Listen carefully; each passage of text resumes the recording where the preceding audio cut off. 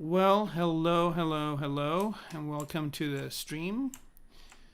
We're continuing to work on this mech here, and I did get a chance to work a little bit on the guns here, but not that much. Let's do a quick check if you can hear me. So I'm just kind of doing a shout out to all three of the services. Somebody on Facebook, somebody on Twitch, and somebody on YouTube. If you could just let me know if you can hear me okay, and if you're seeing everything okay, we can get started. So let's see. So as you can see here, I've got a couple of the guns here. I'm not modeling them in their location. I just every once in a while generate a version of this and then pop it on to here just to kind of see how it's going. So for example, one of the things that I'm not very happy with, and by the way, these blocks over here are just, okay, so Facebook can hear me okay, YouTube is good, and I'm assuming Twitch is good too. If somebody from Twitch can chime in, that would be great. Okay, so Jefferson Oliveira is saying good night to you too. I guess it's late night where you are as well. Okay, so yeah, so I'm not really building these over here, and this is kind of an older version. These blocks basically are placeholders for other things I'm going to be putting on there. I'm always, again, still checking the silhouette. I like it from the top. It looks okay from the side, but these guns are kind of blocking what's going on, so I'll have to do something really interesting with these kind of blocks that I have over here later on to make it more interesting. Looks good from the back, looks good from the front, so I'm basically looking over here in the silhouette just to make sure I'm liking what I'm doing so far, and we're doing okay. So I'm going to hide these kind of these pseudo guns over here and bring up the one in the center, and I'm going to hide the mech as well. So basically grouping everything is a good idea in the beginning, and so here I've got the entire mech in just one group over here, and then I've got the center gun in a group, and every once in a while I create a copy of it, and then by doing merge all, and then put it where it's supposed to be just to kind of see what it's looking like. So this is the latest iteration. I've done a bunch of work in the front here. I still have the back to work out, and I'm also working on some sort of a drum here for it as well, which I haven't decided where it's going to go. Part of me wants to put it away from the gun, and part of me wants to place it on the gun itself. So that all depends on how the balance of the whole thing works as we move forward. I'm still waiting. Oh yeah, so here we go. Twitch chiming in as well. Vandalier, thank you for chiming in. And okay, so that's an interesting point. A couple of things. While we were away, I guess, in the last couple of weeks, a new version of ZBrush was released, 221.6. And by the way, there's been 2 updates to it already. And so there was 221.6.1, and now there's 2021.6.2. And I'm kind of let me see if you guys can see it. I don't think you can see it because it's blocked by the banner. But if I can restore this, you can see it over here. So make sure that you are on the latest version. It's a free upgrade, and you can see all the instructions on how to do that on ZBrush Central. So make sure you're on the latest version, even though if you downloaded 2021.6, make sure you get the 0.2 because they've fixed a few things and added a few small things as well. And I can talk about the new versions if you like. So if you guys have questions, just ask away on the new version. I'm pretty familiar with it. I had a chance to play around with it. Did some tests that I might load later on. Actually, let's do this. Let's do a quick save of this, which will take a few seconds, but then I'll load some of them just to kind of give you an idea of some experiments that I did with it. It's a lot of fun. There's some really cool stuff in it. For me specifically, there's 2 or 3 things that are really super useful. The ray traced ambient occlusion is pretty cool, and I really like the projecting mask project option. So all right, so here we go. That's saved. So let me see if I can go into Lightbox here And let's go to quick save. And let's see if I still have it in the quick saves. I do. I think let's take a look at, how about, I think this is the latest one. So let me just load that real quick. Nope, I'm not going to save changes. And then we'll come back to the Mech in a minute. But I just want to go over a few of the things. And if you guys have questions, let me know. All right, let's see. Okay. All right, so here was an interesting one, but let me start out with this guy right here.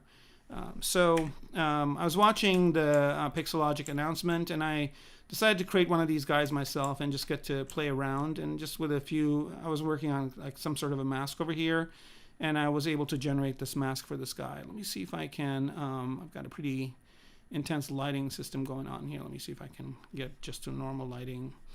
And do I have light caps on? No, I don't. So this intensity is 2. Do I have a background on? No. All right, so let me just go to this light, intensity of 0.8. I think this should be okay.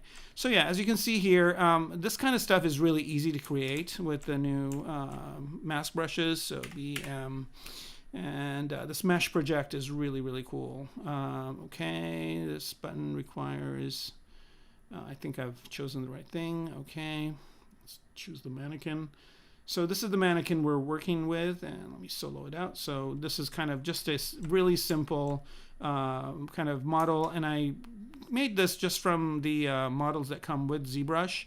And I don't know if you guys noticed, but there's a new addition here. So if you go to Project, or is it Tool? I forget. Under Tool, there is this human male right here, and that's what I use basically. Just retopoed it with Z remesher and got this. But I think there's a couple of new projects, a male and a female project, that are new in this version of ZBrush 2. So this will be really handy for my classes when I'm teaching. So there is a really good male and female project that you can start from. So you can start from either one of these, or you can start from that other one that I started with before, or your own, of course. But basically, just kind of create a character like this, and then you can just use that mask. So again, with the Control key, it replaces your mask with this, and I like to use this with the curve function as well.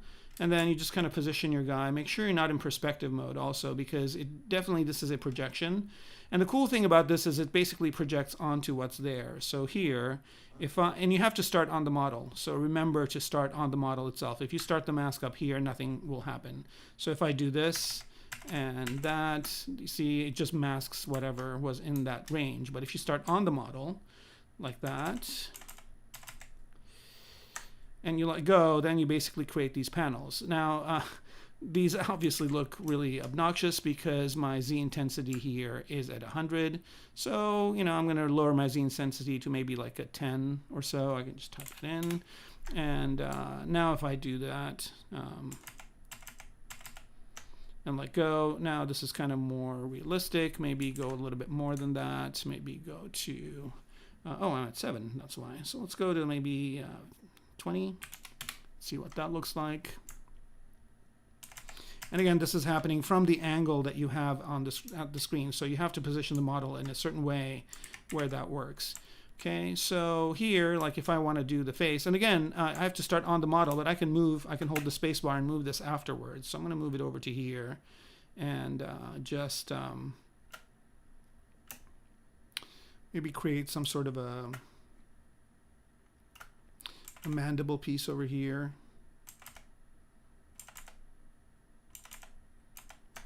And when you let go, it basically creates these cool sessions for you. Now, the other cool thing about it, which they don't talk about a lot, and I really like, is the fact that if you lay down the next one, it actually goes over. So here maybe I'm going to create like a little bit of a visor type of a thing. So it kind of goes over the one that's underneath it, which is really, really nice. So it basically creates this kind of effect that it's on top of it. Now maybe I didn't choose the best one. Maybe let's do one again, like this. I know there's some people typing in some stuff. I'll take a look at them as soon as I get a chance. So if I do that, for example, it creates this nice little lip for it, and then I can just go and maybe soften that up with smooth a little bit.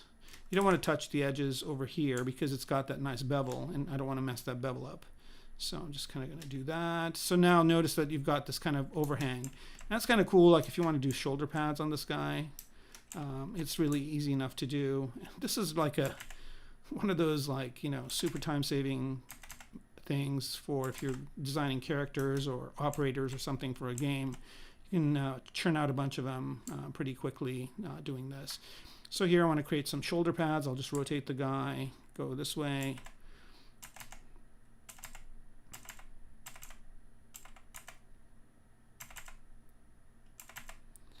Now, I'm kind of curious as to, oh no, it worked out. Okay, so, you know, just created some shoulder pads there. And then if I want to create a chest piece, maybe something that kind of goes this way, again.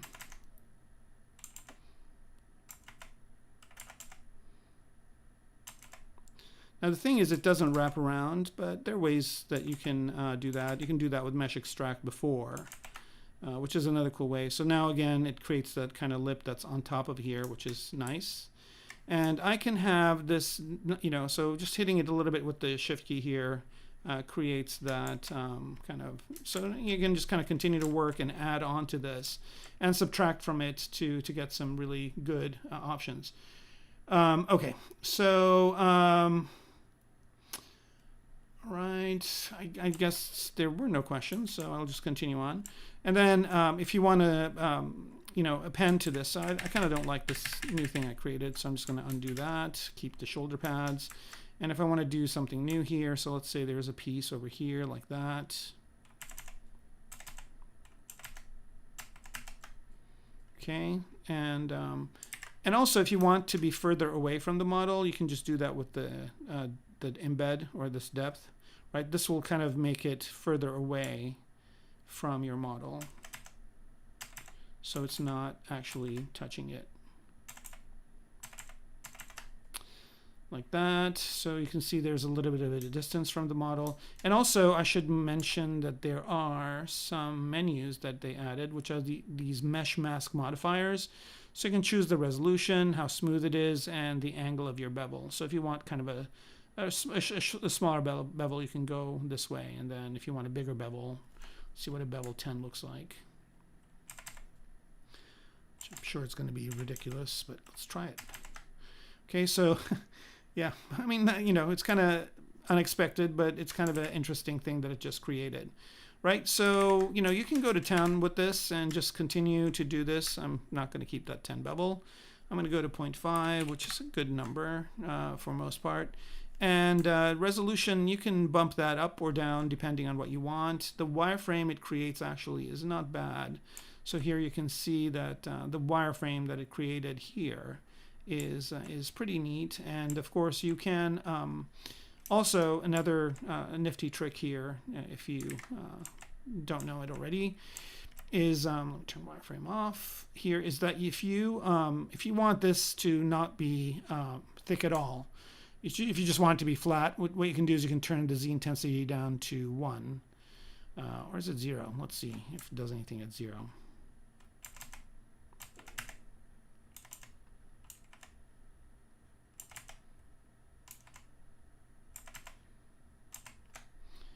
Okay, so at 0, it basically just paste this kind of thin mesh on here. And then you can use QMesh to bring that out. And you can do your own type of work on it. Another thing you can also do, I'm going to go back to Z intensity of maybe, let's go to 30. Let's see what that looks like. And so now I can just do, and you can see here that like with just a few things here, I've kind of got some really interesting things going on. And this is just one mode. There's also a live Boolean mode for this as well that does some other nifty things, and I'll show you guys that in a minute. So if I do that, for example, and get this, what I can do here is I can still kind of get a secondary bevel if I go to the edges. So here I'm just going to smooth out this part over here. And notice I've got different polygroups here. So what I can do, it's already done the creasing for me by polygroup on the edges. So I can just go to the crease menu here in geometry. and just play around with this bevel too and add a secondary bevel. So, you know, again, I don't want to go nuts, but maybe just add a tiny little bit of a bevel here to that edge. So here you can see I'm adding just another minor bevel, and let's see what that looks like. So here I've got kind of a softer edge. So if this was kind of maybe some sort of a soft thing, maybe this is like a training costume he wears when he is training how to fight or something like that, you can create kind of a secondary bevel as well because they are polygrouped. You can also, if you don't move the camera, so if you don't move at all, you can also do this, which is basically going over here this way, this way, this way, and doing that. And if you want to subtract from it, then don't move the camera. That's the big trick. And if you want to subtract from it, you can just kind of do this, right? And then if you hold the Alt key down, then whoa. Well, that didn't work out too well. I think I have live Boolean on, that's why. All right, no worries, I can redo that. Let me delete this new part I created, which is, I'll cover that too because it's kind of cool.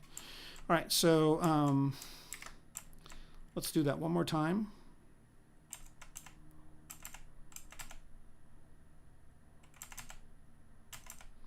And I'm assuming this is a flexible material, otherwise this joint over here, it would be pretty painful if it was kind of a hard piece of plastic. So I'm assuming these are maybe some sort of soft pads that he wears just to protect himself. Okay, so there's that. And of course I moved the camera. We're gonna get it one last time. Sorry for that, guys and gals. All right, if I just do this, and then if I want to subtract from it, again, just the same exact thing. But before I let go, I press Alt down and it will subtract that shape. But again, the key is I should not move the camera, which I just did. So I wanted to remove this piece, but I can't. And now if I draw subsequent ones, it's going to place them on top like it did before. So if I do this, it's going to place it on top like that, which is not what I really want. So, so in that case is when you turn on live Boolean. So I'll show an example of that. So I've got the guy here, and with live Boolean on, right, if I'm doing this, let's see, the intensity is 26. It's a little high, but it should be okay.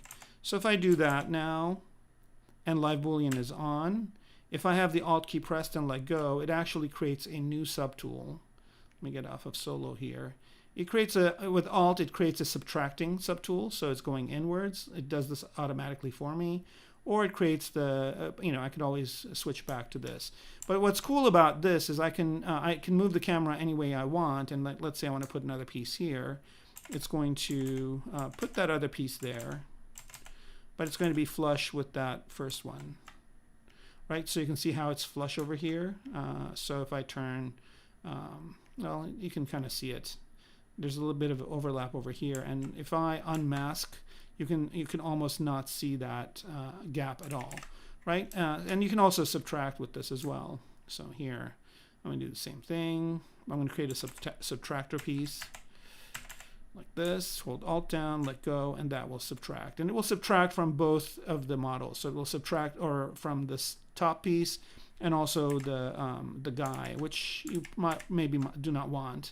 So if you don't want that, then what you can do is you can just hide the guy and then subtract the piece this way. Oops, forgot to hold Alt. Okay, so hold Alt down, let go, hello. Oh, I'm on the head, that's why. All right, let me go to this guy right here. All right. Oh, by the way, I should also mention that this does work with symmetry, and it's on, so it should do it on both sides. Okay, Alt, let go. So now it's basically cut a piece off in here. Oh, I didn't start on the model. I'm getting used to this. Here we go. So now that cuts the piece off of this over here, but does not do it off on the model. So the model's okay, but it did cut that piece off from there. Okay. All right. Can you mesh project without it snapping to the mesh too perfectly as if each part was sharper? Without it snapping to the mesh. Oh, yeah. So, Philip, you can, and that's what I was mentioning before, is that you do that with this embed function, right? So if your embed is up at let's say 100, and let me turn live boolean off, and let me just get rid of this guy over here. It's always fun to create new chess pieces, so I'll just continue to do that.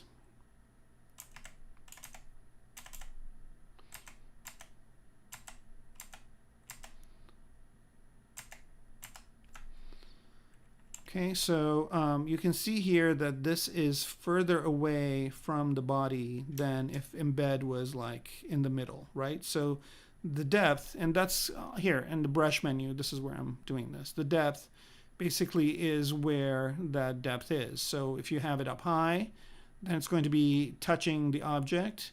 And if it's right on the, this would be kind of intersecting it, and this would be inside, right? So you want it to be outside.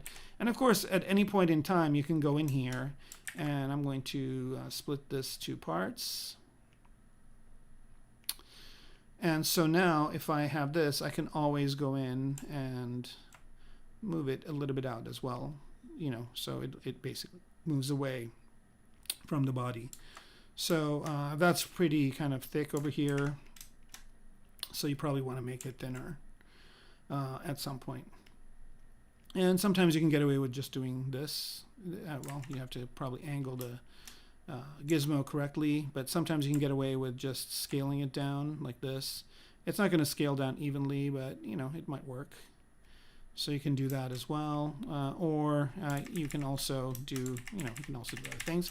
But if you want it to conform to the body, to what's underneath, then the best thing to do is to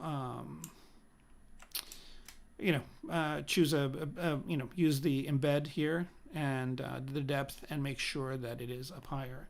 Hopefully that answers that question, Philip. If not, just let me know, and I'll go over it or find another way to explain it, I guess. All right, so that's one of the things I really like is that mesh insert or the mask. What's it called? Mask project or mesh project, which is really good. But then there are other ones too, which are these.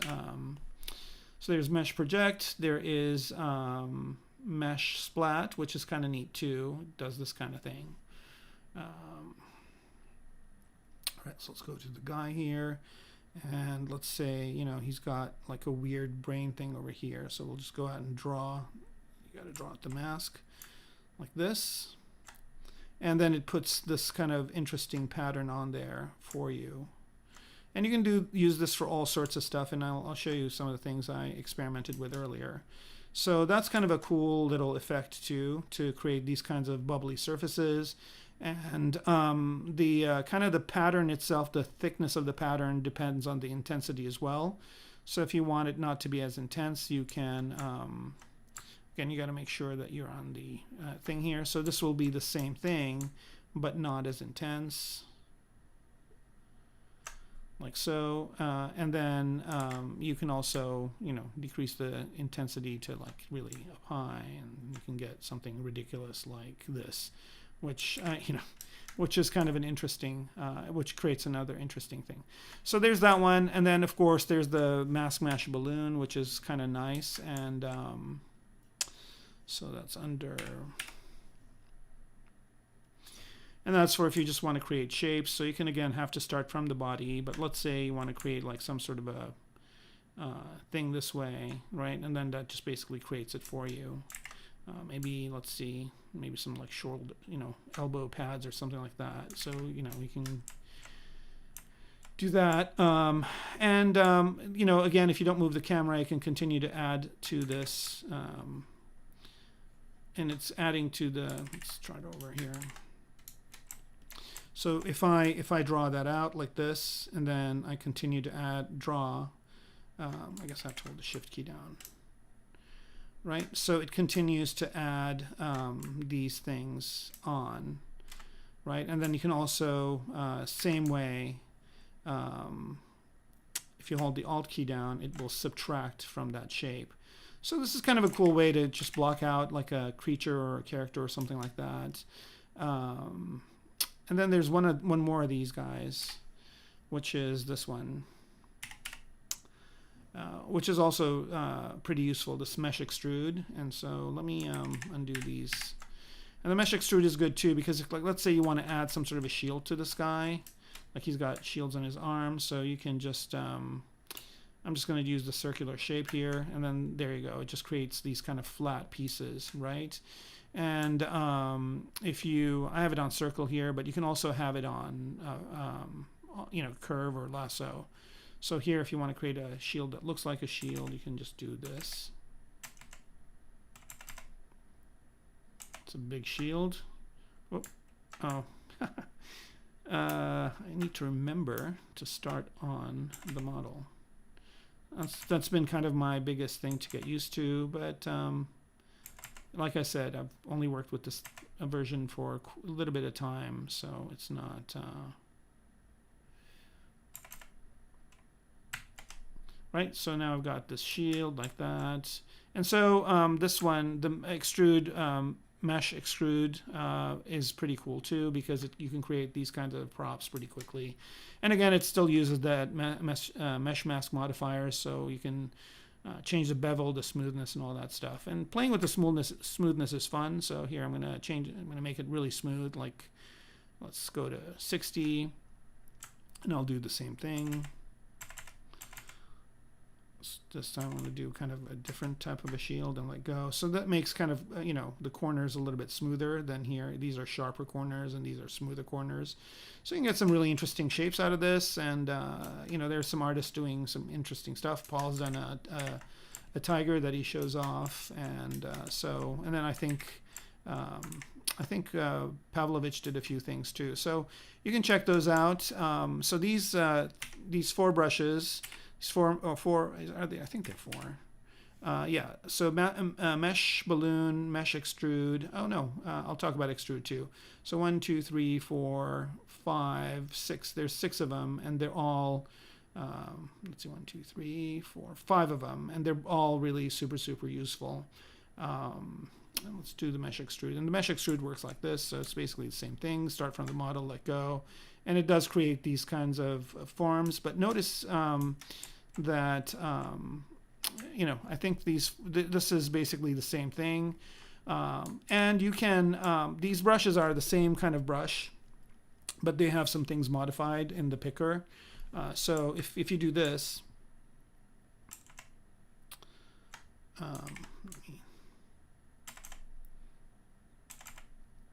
right, so it created this, but it went inside the model. But if I wanted to conform to the model, and now let me go outside so you can see it better.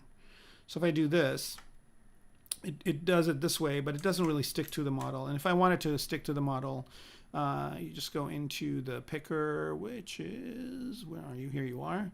And if you go to orientation, so notice here that it's on continuous orientation. So you can switch between these things. Let me do this again. So you can go from once to continuous, and once would basically make it flat. Continuous would make it conform to the body, which is another kind of a cool thing that I discovered. So if I go to Mesh Balloon, and by the way, a good way to choose these is from the mask menu. So if you hold Control down and click on brush over here, they list out over here. So here they are, the 5 of them. So you can choose them. But if I choose the balloon, so the balloon, again, if you draw it, it basically, you know, the starting point is where it touches the model, but then it goes off that way.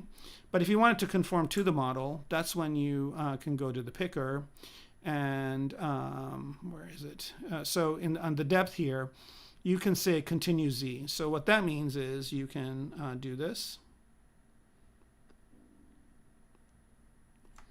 Like that, and notice here that it actually conforms to his body. So I'm going to do this, but I'm going to decrease the intensity to, let's say, 8. And this is kind of really cool to create like balloony type of things. And here I'm going to do this like that. Okay. So it doesn't have the kind of the chiseled look that it did before, but it does have this type of thing. And then what you can do, which is kind of really neat here, is I'll just do it for, I'm going to do let's see, just going to do one from scratch. And by the way, they added lazy mouse to the mask, which is like one of those things where you always wonder how you got along without it, because it just makes drawing a mask so much nicer. So let's say I do something like this, and did that wrong. Say I did something like this, and this is something that inflates up, right? So he wears this, and then if he goes in the water, this inflates up. So what I can do here is I'm going to split this masked piece. So all I'm left with is this in its own subtool, and then I'll just use dynamics. And to dynamics, I'm going to add, let's do a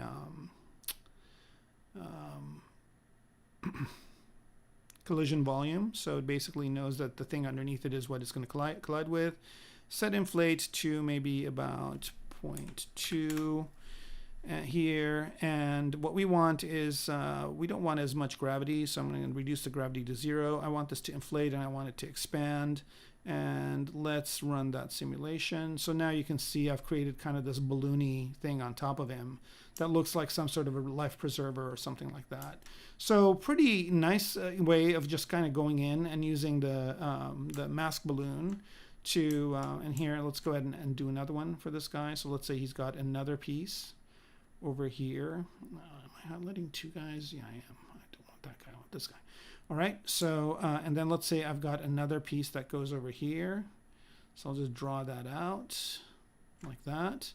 Okay, there it is. And then I'm going to go ahead and split that up. Split mask points, and there it is. And so this one I'm going to do the same exact thing to, right? So I've basically done that. And so now I'm basically creating some sort of a balloon suit for the guy. If he is in the water or something like that, then this inflates up so he can float, right? Oh, okay. Thank you for bringing that to my attention. So I'll change the back color here to a gray, maybe darker gray. So it's not as much of a high contrast. Is that better? Okay, so yeah, I mean these new brushes just add a whole bunch of new capabilities to the program, and I've been enjoying them a lot. And again, for me, the mesh project works out really well, and you can see the mesh balloon can work really well too. Again, just remember, if you wanted to stick to the body, to go into the picker and turn on continuous Z instead of once Z, right? And of course, you can always save the brush as an iteration as well if you want it to be a separate brush. All right, so that was fun. And then the other thing that's really, really neat is the, what's it called? This one right here, which is the Curve Alpha ones, are really neat too, but I won't go into that unless somebody really wants me to. They're, you know, kind of nice to. It's like if you want to create anime hair, it's a dream come true. And then where are the other ones? They're called, I think, Extract something or another. No, Extrude Profile. No, that's not it. Where is it?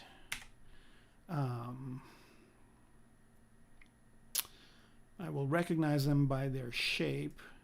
I've got too many brushes on here. Oh yeah, the snake curve ones, right? So there's snake curve 1, snake curve 2, snake curve 4, and 5. So there's 1, 2, 3, 4 of them. And I'll just start out with this one. So I create this, I created these flowers, like, you know, within seconds just by using that. And the way I did that is just go pick a sphere here. Actually, I'm going to,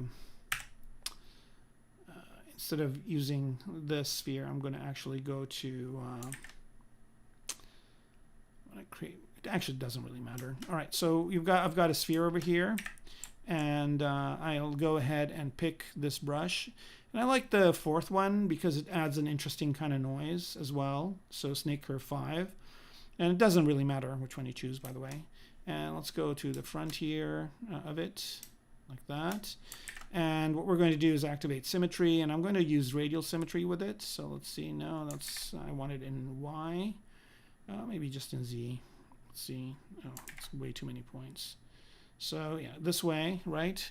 And the way it works is you draw out a curve like this. Let's see.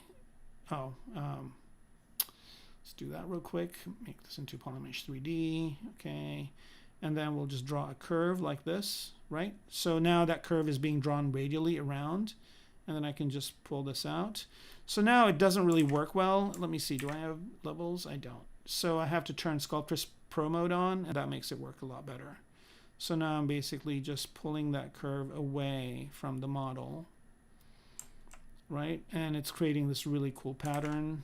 Maybe for the starting ones, I will use the, I won't use that specific one, but I'll use the other one. So let me start out with Snake Curve 2. And as I'm doing this, you can see here that it's pulling it out like this.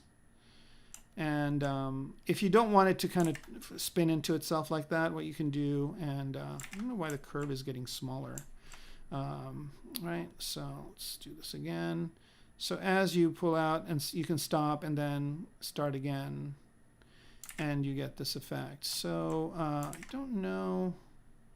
Let me see something here real quick. I think if I choose a bigger brush size, I might get better results. Maybe even better, bigger than this. There we go. All right, that's I think maybe a bit too big.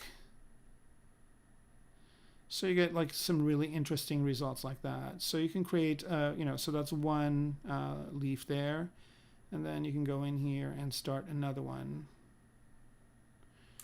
And if you're kind of, you know, if your brush is kind of doing this, what you can do is, let me start over. So let me see here. Do this, right? And then you can just draw another curve over here and grow that out. And then draw another curve over here and grow that out. And just continue to do that until you get kind of an interesting flower looking shape. Like that, right? And I mean, they are kind of the same, but there is enough randomness in it. But I'll add more randomness in a minute to kind of get better looking flowers. So I'm just going to continue to do this. And the spinning around kind of adds an interesting aspect to it as well. And let me, I don't know why there's some weird shadow on here. So I'm going to go into the render settings and change my render settings to something different. So let's go to BPR filters, lightbox, and let's just choose this as the render filter.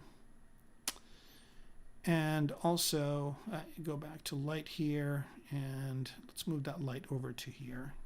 Here we go. That makes it a little bit better. Okay, so you can see here that I'm doing this, and then let's say if I want to create a center part, I can just do that and do this, right?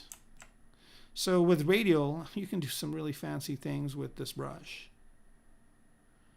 right? So here we go, like flower in minutes. And then if you want to randomize it a little bit, here I'm just going to go to mask circle and mask this center part, like so.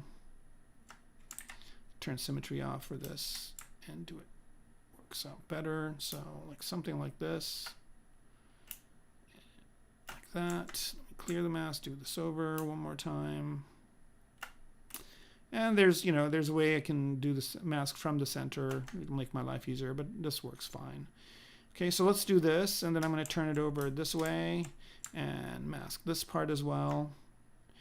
And then again, a couple of things here beforehand is that you want to make sure that because when you have Sculptris Pro, there could be some kind of little pieces that hang out that you might not want. So I'm just going to go ahead and delete those. So it's just geometry like this. And then you basically, I'm going to turn it this way. And then again, use the dynamics capability here. And this, I could do this manually as well. By the way, if you don't want the curve, you can delete it. It's under stroke menu. Let me get rid of that too. Not that it matters here, but it's better. And I'm going to pick the transpose cloth. And so now I can just start moving this around, and it's inflating, which is not what I want. I want to deflate it, but I still want to expand it. And I can just start moving this forward like this. Right, and now it's creating even more of an interesting kind of floral pattern. And then if I can rotate it as well. So here I'm going to grow my mask out a little bit.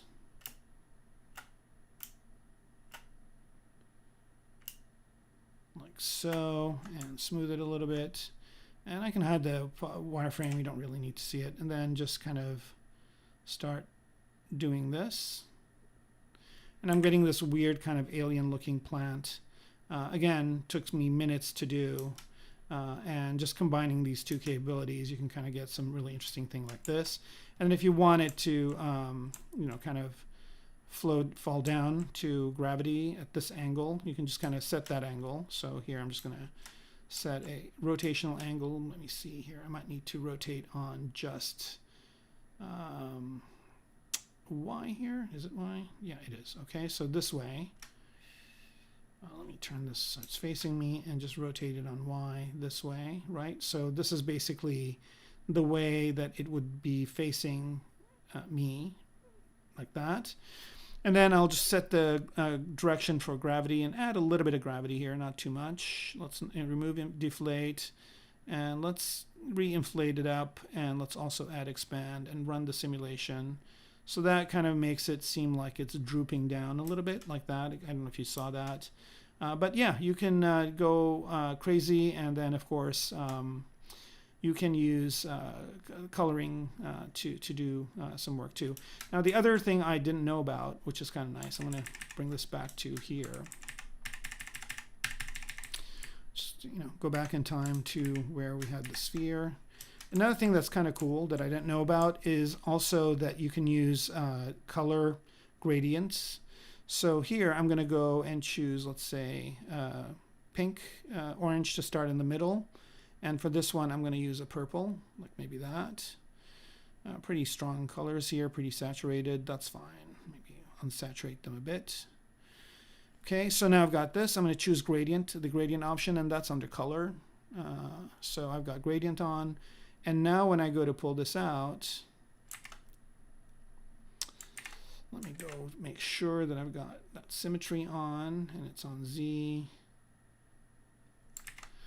And do I have RGB on? I do have RGB on. Why is it not working? So the thing is, as I pull this out, you're going to get some coloration, but I'm not getting it. So I've got that. I've got, oh, RGB's on. And it's still sticking to orange. Let's try this. Fill object, then let's do it. Here we go. So you can see here that it did a pretty kind of quick dithering of the colors, or the kind of created a gradient. What if I don't have gradient? Let's see. So then I'm just doing one color, but it's, since I have fill object, let me switch the color and do this. So now it's going to go to pink. I think it's because my, here we go. So you can kind of see, well, we'll look at that. Again, really interesting result, kind of happy accident just out of doing nothing. So there's that. And also, I don't know if you noticed, but there are some videos on the YouTube channel that basically create kind of interesting creatures from this too. So if you just have symmetry of two, so let me go back to the sphere and have a symmetry of just left and right, so X and Y. So then you can create some really, I don't know why this is going in all weird directions like that. Let me go to B. Let's choose this one, the one with the noise, which is, where are you?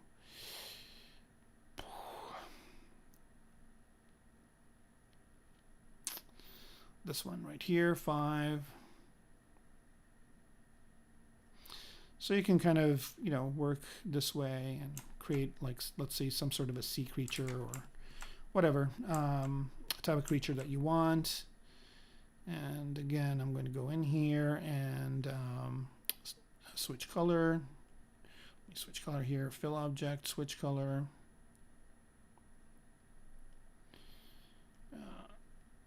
that. And now I'm pulling out orange, so you can see it's orange. And now I can pick a different color. Let's say I pick red.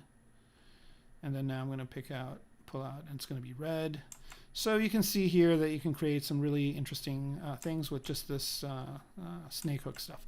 All right, I know I'm kind of not doing my mech, but I'll get to it. But I just thought I'd show these things. And with this feature, I created, or when I was playing around, I did these flowers, which I created a render of and put on my Instagram. So again, it's the same flower, just turned it around, created a weird composition, and did it. And the other thing that I also did was this, which is also a flower, and then I used that the bubble mesh thing on it to see if I can find it. No, this is another thing. Again, this was using that same technique, but I applied some texture to it. But yeah, basically this thing right here is just a flower that I did with radial symmetry like that, and then I applied that mask to it, which created an interesting kind of composition as well. So let's see. Is the snake curve brush a custom brush?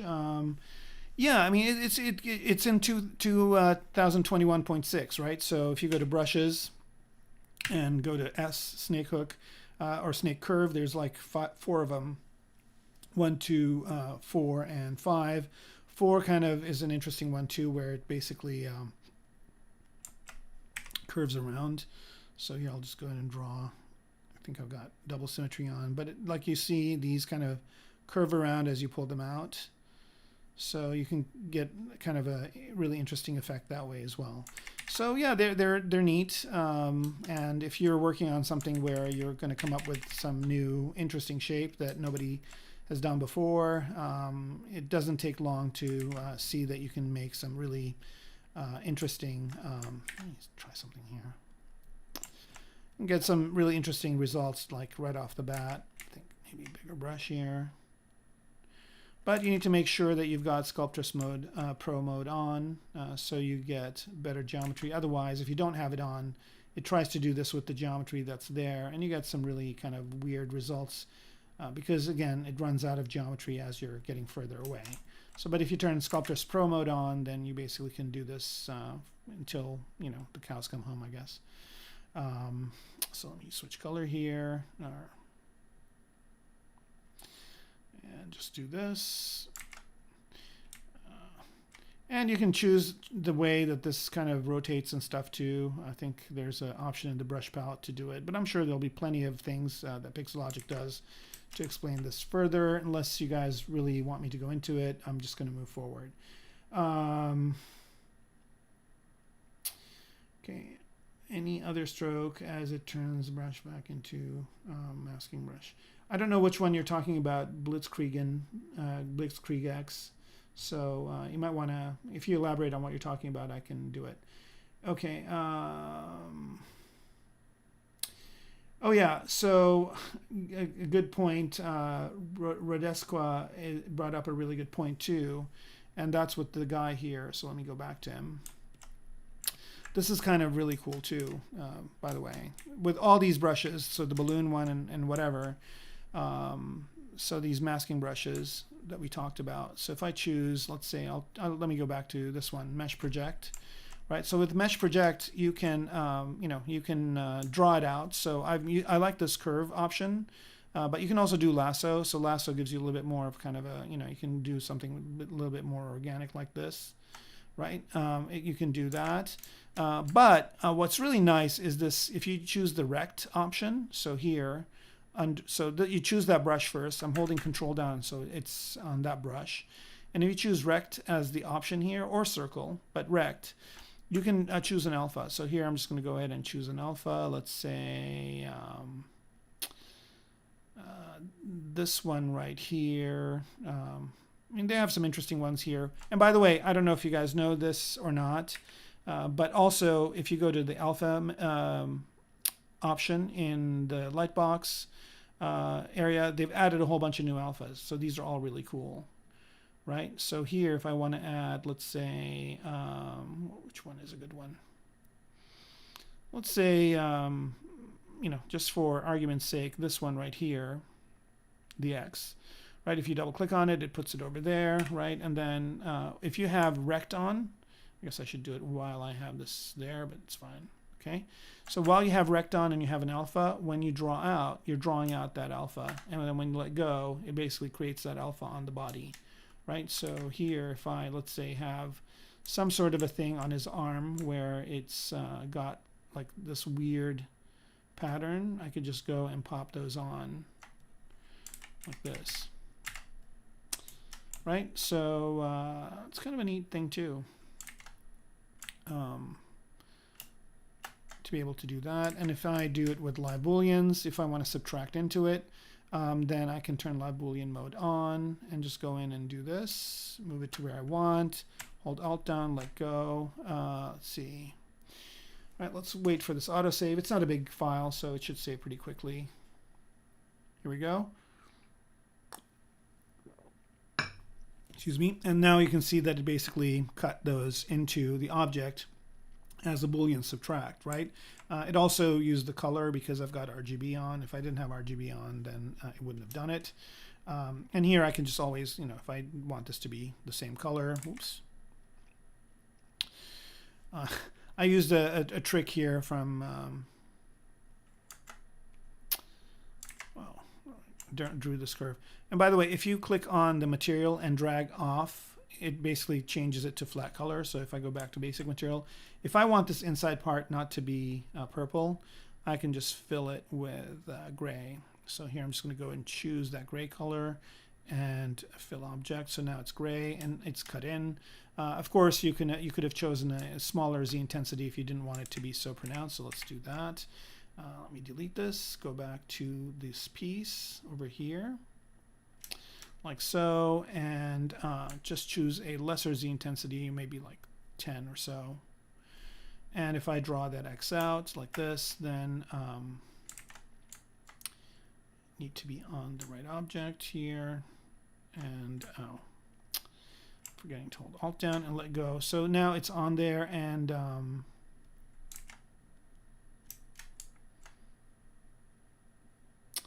me delete this. Come on that, draw, alt down, move it to where I want, let go. And now I've basically created this kind of inset into it. So yeah, it's pretty neat, and you can get some pretty nifty results with this very, very quickly.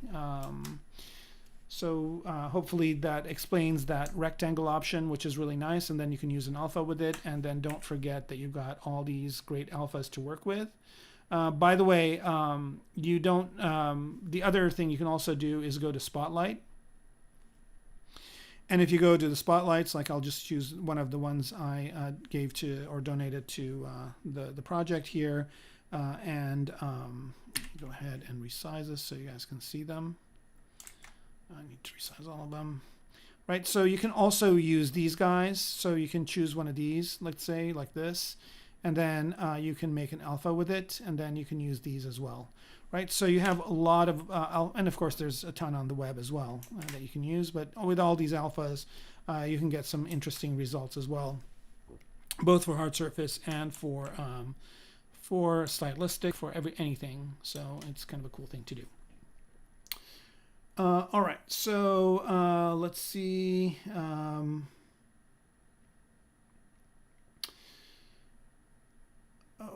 What else is testing after your first comment? Okay. These are the default brushes. Yes. Doom Slayer. They are. These are all. I mean, the ones I have here, I've got more brushes than come with ZBrush installed. A few extra ones, but all the stuff I'm showing right now, the masking brushes as well as the snake hook brushes and whatnot, all come with ZBrush standard, but make sure you're on 2021.6.2 to get all of them. You get them with 0.6 as well, but you know, you want to be on the latest version just to make sure that the bugs are all ironed out. Okay, AOTK. All right, I have to figure out what that acronym is. Oh yeah, armor, all sorts of stuff. That's right. Fluffy Spider-Man. That's right. Pillow Man. That's funny too. You want to hug him? Yeah. At least he'll be fluffy. Maybe fill these things with feathers or something, and that'll be great. Okay. All right. So let's see. How do you get the ridges on the pillow effect? Okay. Good question. So these ridges on the pillow, right? Let me Control Z this back to the way it was before. And so this is just this shape, right? And with the mask balloon, it kind of tapers the, if you make the Z intensity low, it tapers those edges, right? So you've got kind of these tapered edges over here, if you can see them.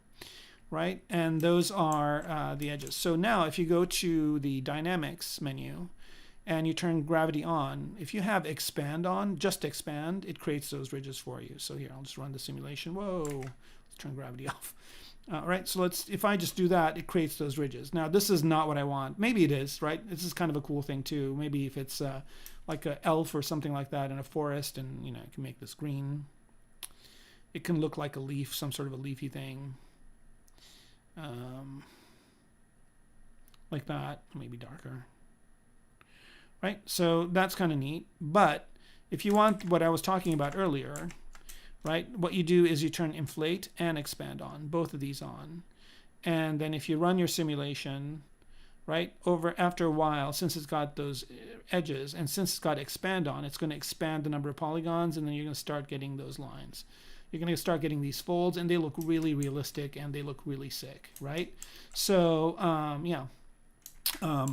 I'm still working on, I'm sorry, I have so many things I want to launch, but I'm not having time to do it because things keep coming up. But I do have a tutorial that I'm doing on the dynamics and how to get cloth to look really neat. So keep an eye out for that. At some point, I'm gonna release it. All right, so that's that. And then what else is there? Let's see. They had the there were a few other things too. So the masking brushes are pretty cool. Let's see, what else did they have? By the way, a good way to find out what's new in ZBrush is to go to Pixologic ZBrush Central, and then there is a listing that they have on the new version, and then they have all the new features. And of course, another thing I highly recommend, and for that, let me go to that window and bring it up. So another thing that I recommend is that if you go to Pixologic's YouTube channel, there are some launch videos. So there are these kind of little videos, and this one's a really neat one, just came up today, that shows mesh projection, which is really cool. But see here, mesh from mask, and then in this one, Paul's creating this really cool kind of pattern, so watch that. Here's the one with the creature that is being created. Here's one with that armor stuff that I was showing you, so this goes into all the details of that. I think Pavlovich has a video on the new features of ZBrush as well. So, and then, there is the actual main thing of it, which is, where is it? There should be one that's just basically the whole explanation of, oh, here we go. ZBrush 2021.6, the full features. So this kind of shows you all the different features of it, right? So I would watch those, and this is in Pixologic's YouTube channel. So Pixologic ZBrush is the YouTube channel, and you can see those there. And by the way, while I'm here, I'll just also say that if you want to see the previous videos to my Mech design, I think this is episode 5 today, you can see them here as well. So here's the numbers here are all wrong. This is season 4, I think, maybe even 5, and this is the episode numbers are not correct. I'll let them know. They'll fix it. They did it before, but yeah. And you can always do a search by my name. So let's see if you just do a search by Ara, they'll come up, and so you can see all the different. I've done quite a few episodes on here, so you can see them all. Right? Okay. So that's that, and yeah, they do. All right, and some. Okay, so what are my favorite go-to patterns when I detail hard surface stuff? Philip, I don't know. You know, it depends. Like for this object here, you know, I'm using certain things, but it depends on the project, right? So let me see here. You know, for a project like this, there are certain shapes that work, and I really, you know, conform to shape language. Let's load my Mech back while I'm talking, so we can continue that project.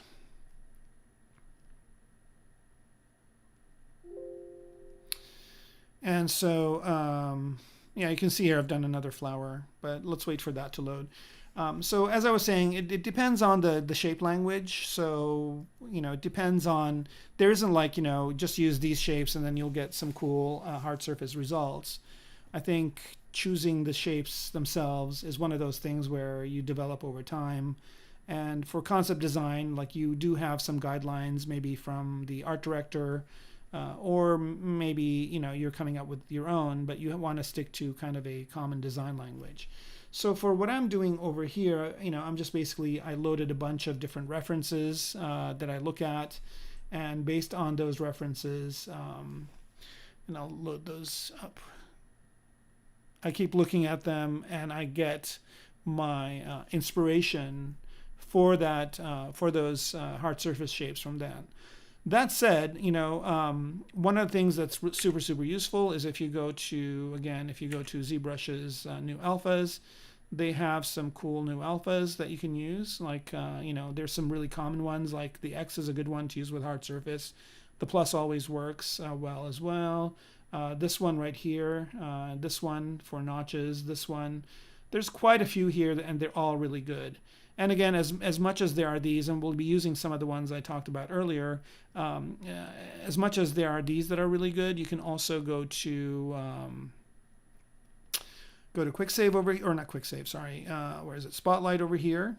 And in Spotlight, there are 4 different spotlights that I've contributed to ZBrush, and in here there's quite a few as well. So here. You can see there are all these shapes that work really good for barrels. We'll use some of these today to create some parts for our gun.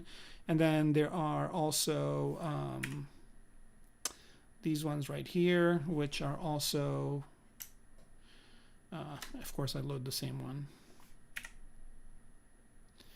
This one right here also has some really interesting shapes. And of course, with Spotlight, you can also modify these shapes further to get different shapes out of them. So for example, here, if I choose, let's say, this one, right? Make it a little bit bigger. I can get this the way it is, or I can also do this to it, which is basically adding a frame. So I'm getting all these other shapes. So I'm getting all these shapes just from that one piece. And so I can do this, and I can combine a couple of them. So I like that. And let's say I want to be able to add this to it. So I'm going to select this piece right here. Move it over. Like so. Just make sure that they are concentric. Maybe I should do this off the object, like so.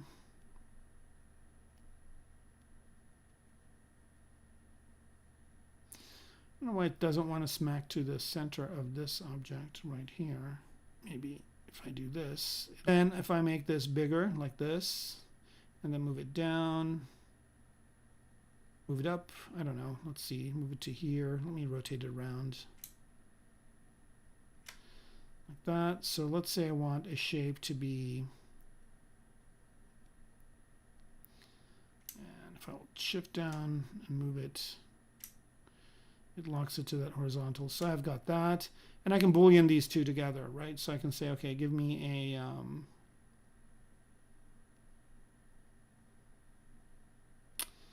me go to the right object.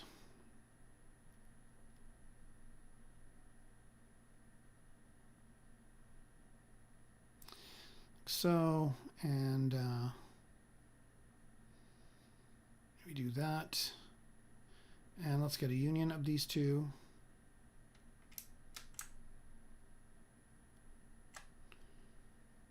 right? So it basically, you know, I think I'm doing it the wrong way, but basically you can see that it added these edges to this. So now I've got a new object here, and so you can create new alphas from this too. And basically it's limitless to the types of alphas you can create. There's this one here, which we'll use today as well, that has handles and whatnot. And we'll use some of these to add some handles and stuff to the gun in a minute. But yeah, there's a ton of different ones. I've tried to kind of be as generic as I can with these, but of course, certain design languages require certain different options depending on what you're doing. But you know, every artist has their tricks that they use. Every artist has their specific look. Some of it overlaps, some of it is unique. I highly recommend you look at things that you like and maybe develop your own your own hard surface alphas. All right, so let's see. Any new questions? Nope. All right, so now coming back to here, unless there's no more things you want to see from the new version, we'll just continue on with the Mech. I'm just going to give it a couple of minutes here, get a swig of tea, and see if you guys have further questions or anything else that comes up.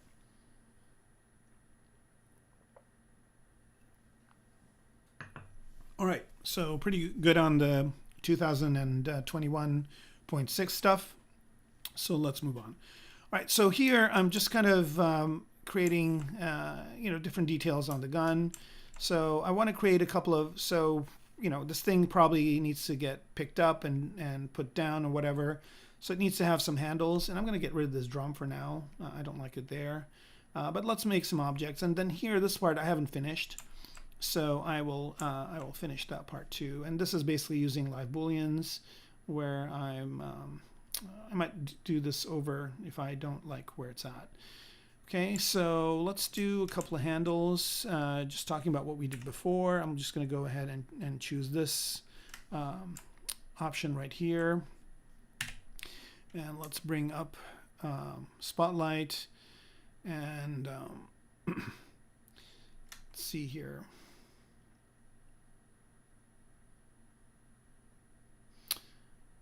Can I mix hard and soft surface? Absolutely. I mean, that's what I really like about ZBrush is you can do that.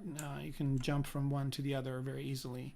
I'll add some features onto this that are not hard surfacey if you want. But let me do this handle first since I kind of got started on it. Let me bring this over. Let's say I want to add like this kind of a thing. I'm just going to scale this up, and then whatever subtool you're on. So here I'll just go ahead and choose. I don't know, it doesn't really matter, but because I'm going to change things around anyway. But let's say I choose this subtool right here, which is this piece right here, this one, right, this piece. So this piece has a thickness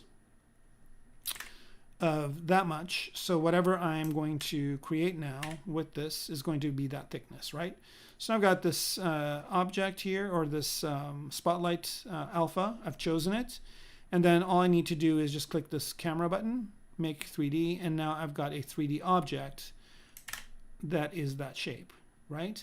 And since I have it kind of separated out here, these are two separate pieces. Okay, so now I'll just go over to here, and now I can resize this to something. Whoa.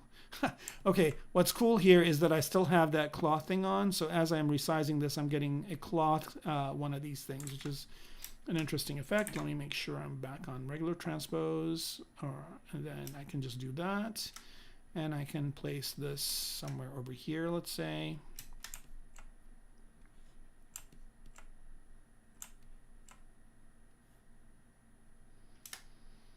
Like so, and this would be kind of a handle that you can use to basically, so the center part here, and I'll just split this into two different pieces, split to parts. Okay, so then I've got this piece right here. And if I put the gizmo on it, let's say the pivot of it is over here, I can rotate that piece out like this, and maybe move it up this way. Let's see, move it over this way like that. And of course, I can always switch to that other piece that I created, this one, and then move it over like this and angle it. Let's put the gizmo in the center and angle it this way, maybe not that much, and move this over. So now I've created this piece, and if I want this to be thinner, I'll go back to it. I can make it thinner, right? So again, with just that one alpha, I did that. Okay, and then if I want to create another one of these on the other side, I can always just mirror and weld it. And same with this. Right, and then I can move this one. Just activate symmetry here on X. And move this in further like that. And move this in. Activate symmetry on this side too. Right, so now I've got these two handles, and of course I can always insert a cylinder in the middle here to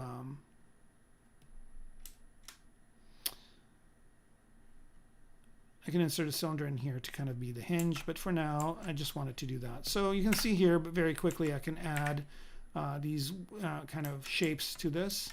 And if I like these two now, I can just merge them together, merge them back down.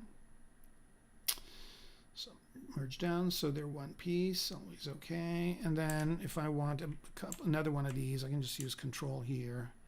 Oops.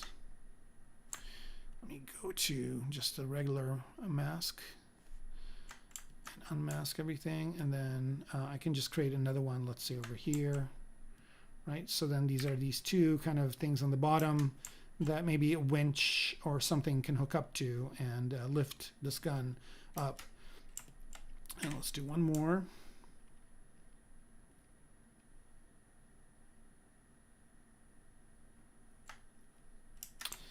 And this one is going to be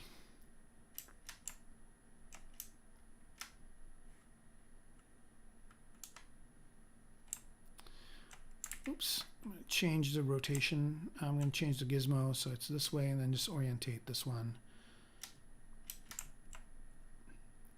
this way, and I'm going to let me see here, do this right like that. Okay, so now I've got ones that go this way as well, but maybe on these guys I don't want it to that's not a good place for it. Maybe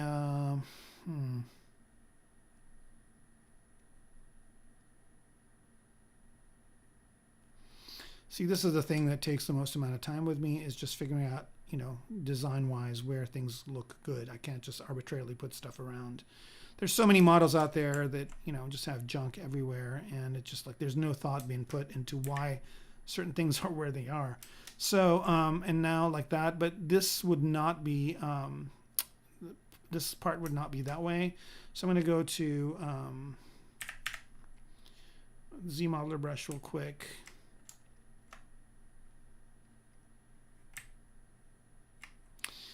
And I just want to mask this island. So mask, nope, not point, do nothing for point, do nothing for edge. Let me solo this out so I'm not dealing with a bunch of other stuff. And for just going to edge and point, come on, go to polygon action. It this way. Here we go. Polygon actions, mask, island. And I just want to mask this island. Okay. And so both of those are masked. And I'm going to invert the mask. And so now I can just put this where the pivot would be. And then rotate these down, because gravity would probably just have them rotated downwards. For this, I'm going to bring the rest of the mech, or the gun up. And then maybe this kind of just hangs out this way, like that. And then these are basically what are used to lift this thing up.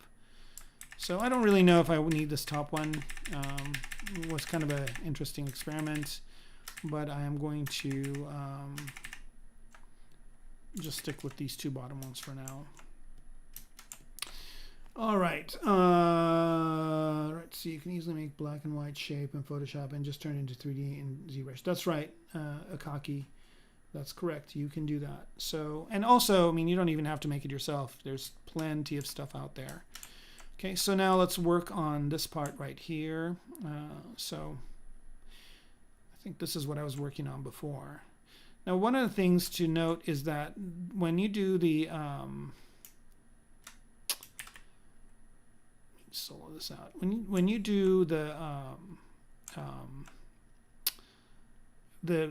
snapshot 3D, it basically creates. Let me turn the floor off too. It basically creates a kind of a denser mesh, unless you specify that you don't want it to be dense. But there's a trick to kind of reduce that as well. So what I'm going to do here is this thing right here that I've made, which I think I've already done. But I'm going to do this thing all again from scratch, and maybe does it have the undo levels? It does not. All right. So let's say what I want to do here is I want to create a piece. So I've created this kind of inside part here, which I can also go over if you guys want me to. I've created this inside part like so, which is going to be inside in here, which creates kind of interesting visual effects. But I probably want to UV it, and I don't want to keep it the way it was before. So maybe there's like a piece that goes here. Let's turn play frame off. That goes inside. And it's always kind of nice to see something inside of here, like so. But before I do that, I also want to kind of clear out the inside part. I want to create kind of a channel inside. So let's do that first. So I'm just going to make this, let's go to the center of it, make it wider, and place it over here. And what I'm doing is, if you can see here, if I hide this object, so you can see these things are going straight through, but maybe they're not. Maybe this is kind of a frame on the outside, and I want the inside to kind of be cut out.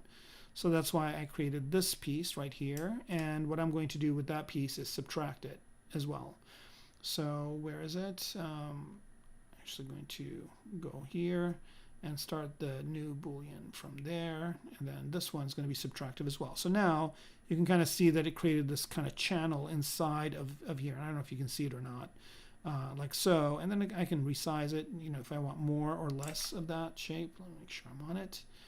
Right, so if I want less, you know, this thing to be thinner or thicker, I'm adjusting the thickness of this kind of outside piece based on that inner thing that I just added, and I'm subtracting that from the shape that was there. So now that I've got this, I'm just going to duplicate that shape. So this is a positive piece, and so now that I have that inside part, then I can just kind of move this and make it another feature that's inside. Right? So then you can kind of see that there is some empty space in here. Oops. And right, so there's some empty space in here, and then there's that piece inside of it. And maybe I can make that piece thinner like this as well. So I'm basically creating more visual interest inside of here. And I'm assuming this is some sort of a gas thing, or something that emits heat from the firing of the gun, and just kind of, you know, there's some intense heat that's generated in here. I'm assuming this thing is a big cannon, right? So there are two cannons on the side of the mech, and they're rapid fire cannons. So think of it as a tank, but it's a rapid fire tank. And so it generates a bunch of heat, and then that heat is what kind of comes out of this area right here. So when there's a firing here, right, so the bullet comes out this way, and then all the heat kind of comes out of the top of the mech over here, right? Okay. All right. Any other questions or any comments? No. So I can just continue on. All right. So then I've got this piece right here, which I also generated the same way, and this one maybe goes in to here. Maybe it's wider. Like so, and maybe it goes over to these parts. So the thing you got to always watch out is the intersections of where things are intersecting, and just make sure that you are creating intersections that are believable. That, you know, like if I do this, you know, it's kind of not a believable intersection over here, right? So you got to make sure that whatever intersections you create with these objects, that they are kind of a believable thing. So there's that. Maybe I can move this in further, and that creates a bit of visual interest over here, right? It kind of breaks up this empty area, and then maybe I'll make a copy of this. Oops.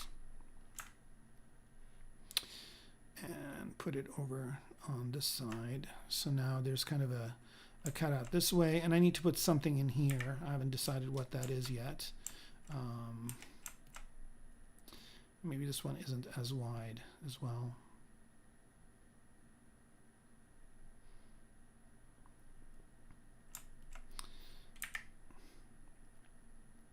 I'm basically lining it with this hole, and then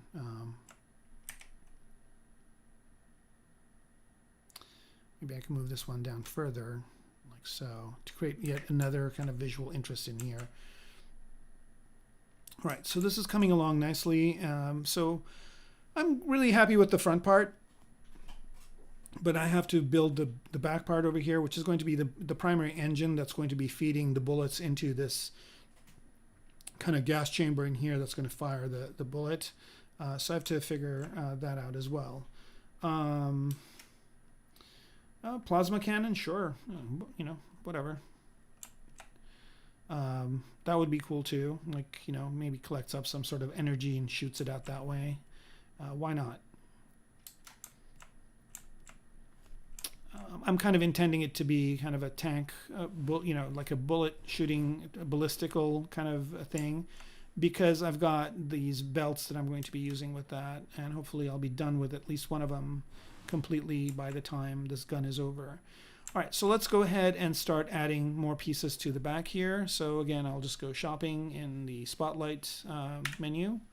Let's see if there's anything in here that looks interesting. And let's bring these so you can see them. So I'm liking this piece, so let's try and see if we can use this piece. So I'm going to isolate it out, resize it, you know, and here I can do some kind of quick checking. Like, let's say, you know, would this piece look good?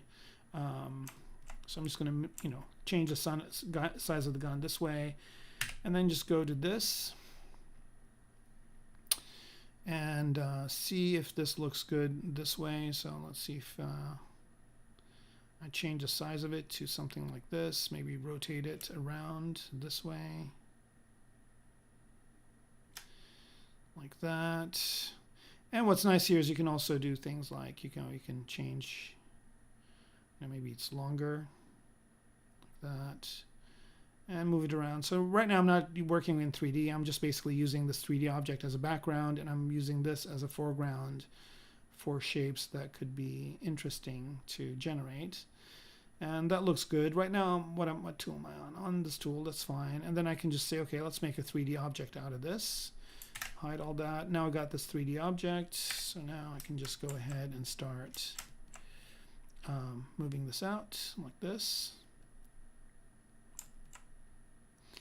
All right, and as you can see here, I've got this kind of harsh edge, which I don't want. I actually want this to be a little bit kind of add a bit of a bevel to that edge. And if I, you know, the edges are creased, so if I go in here and I do the bevel this way, I get a bit of a bevel, but I also get these imperfections. You can see them, right? Like these ones, I don't want that to happen. So I've got a trick to fix that, and the way that works is, let me solo this out. First of all, let's make sure I want to use this piece before I spend all that time on it. So let me just, you know, I'm just trying to figure out where this thing goes. Maybe over here, like that. And here I'm just resizing and just basically creating that silhouette again, but this time I'm doing it in 3D. And that looks okay. Let's see what this looks like if I just rotate it around this way, if it's any better. No. It was better this way. All right, so if I like this the way it is, now what I'll do here is I'll just just get this plane and delete the other parts. Okay, so now I've got this part, right, this, and you can see here that if I turn wireframe on, it's pretty dense. I mean, it's denser than I'd like it to be. I'd like it to be less dense. So what I'm going to do here is I'm just going to go ahead and zero mesh this. So let me make sure I've got symmetry off, okay, and then zero mesh it. I'll just use my menu for it. Well, I'll just do it here since it's on. So let's just zero mesh this at half and see what we get. And I want to maintain as much of this shape as possible. So now I've got less geometry, but I still have that outline of that shape, and I'm going to zero mesh it one more time. Keep doing it until it kind of, so this is less polygons, but I can see here that I'm getting some weird angles. So I think this was okay right here. So I'm just going to stick with this one. Okay, so now that I've got this, I'm going to move it to the center. Let's bring everything back up. Okay, so I've got this. Let's move this to the center of the object. And then I'm just going to go in here with dynamic subdiv and add thickness to it. So I don't want smoothness, but I do want thickness. So until I get the thickness that I want. And this is really cool feature that just got added on, this thickness capability. I think it was in 2021. And it really is helpful with this process. So I've got this now. And again, I can move this to where I think it would look cool. And maybe down here. I want this tube to show, and I also want this little cutout to show, so I'm going to have to position this in such a way where, and if I resize it a little bit here, it doesn't really matter because I can always re-zero mesh it, which I'm going to do in a minute. But this looks okay. What if this was not as wide? So right now I'm just kind of fishing for a shape. That's okay. I think that is kind of what works best for me, right? But I don't like these sharp angles, and I'm going to be addressing that later. Now, again, this is if I look at this thing right here without the thickness, right, it's just this plane. So I can zero mesh this again to get better topology. So I'm going to solo it out. Yeah, let's zero mesh it one more time. So now I've got the same shape, but a different topology. And again, I always have it on half, so I get minimal topology. And then, so now that I have this, I will go ahead and do these. Okay, so there's a Russian guy asking a question. Will you unfold? I don't know what you mean by unfold. I think what you're asking is, are you asking about UVs? I'm sorry, I can't read your name because I don't read Russian. So, but it's the only Russian comment in the field here. So if you can re-ask it in a different way. If you mean UVs, I'll answer that question. But if you mean something else, then I'll answer that as well. What software would I use to animate this gun, machine gun?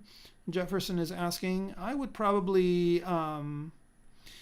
I don't know. I mean, I use Maya for animation, so I'd probably use Maya, but I'm not going to animate this. It's just going to be a still thing, and then animators and riggers and whatever will take it over if at some point it was going to be a model. But yeah, I would use Maya, or I could use any one of the software out there for animation. I personally prefer Maya, so for animation because that's what I know. But I used to use Maya for modeling, but mostly now I use ZBrush. Okay, so now I like this thickness, right? And I also like the topology inside here. So now what I'm going to do is I'm just going to apply this dynamic subdiv. So now I've got a 3D object here, right? So this is now a 3D object, and it's got decent topology on both sides. It's got polygroups for me. And now what I'm going to do is turn symmetry on for X, right? And go to ZModeler and insert a couple of edge loops. So here, insert edge loop, and I'm going to add one. Right, what's going on here? Let me turn this thing to do nothing. So there is my edge loop on one side. Let's see, mirror and weld. Now I've got an edge in the middle, and I've got that on the other side. And what I'm doing here is I'm just creating this kind of area, in the edge. What's nice about when you Z-model something like this, it basically creates an edge loop that mostly goes around the object. So it's good with every edge, except maybe over here, it doesn't kind of continue on like it did over here. but that's fine. I know another trick to do that, so let's do that too. So before I go ahead and accept the thickness of this,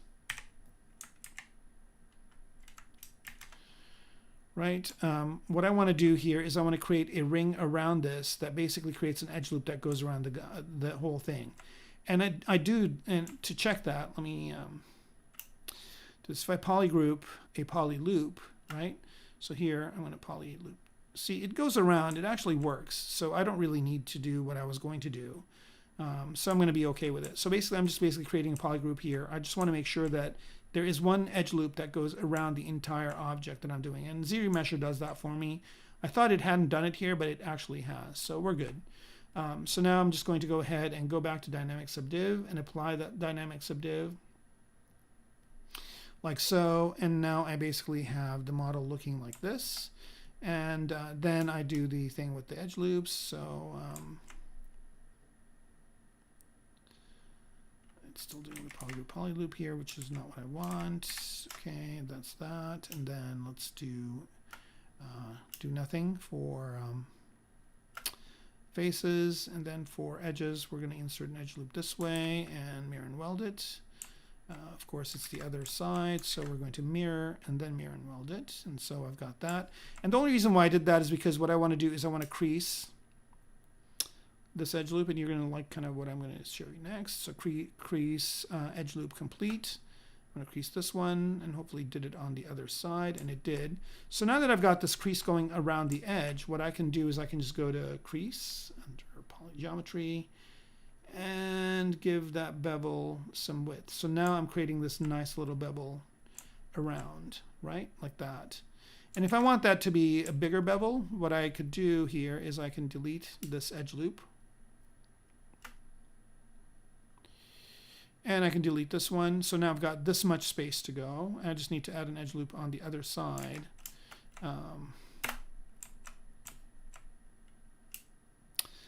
Insert single edge loop. And so now I want to kind of create as much distance from here to here, like from this edge to here, then to here. So that's what I'm doing right now, is I'm adding an edge loop that has about that distance, like that.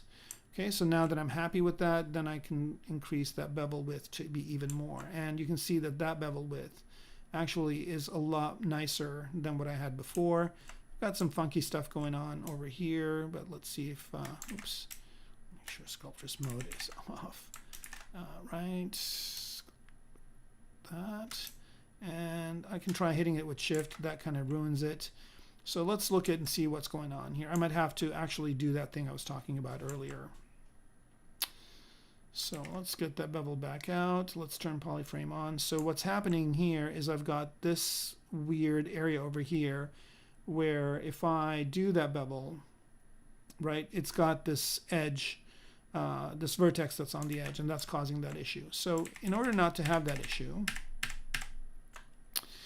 what I do is when I'm at this state right here, okay, I'll go to an edge here,